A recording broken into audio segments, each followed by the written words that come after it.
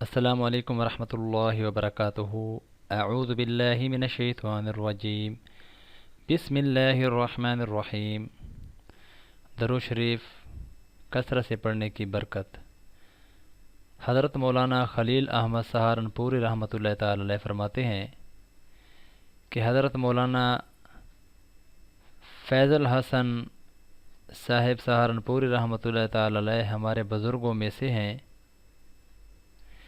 جب ان کا انتقال ہوا تو 1 مہینے تک ان کے کمرے سے مشک اور عنبر کی خوشبو آتی تھی۔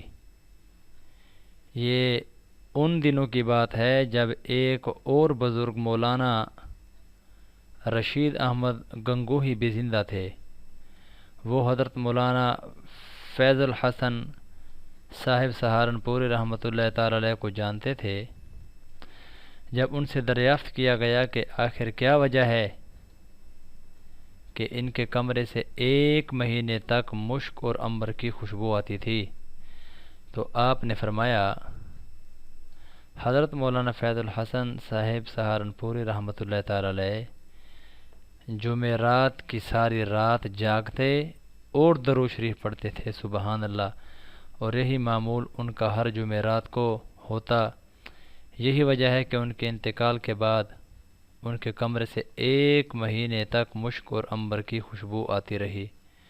محترم سامعین، درود پاک ہم جتنا بھی پڑھیں اتنا ہی کم ہے۔ درود پاک کی بہت ساری فضیلتیں ہیں، یہ ایک فضیلت آپ لوگوں نے سن لی ہے۔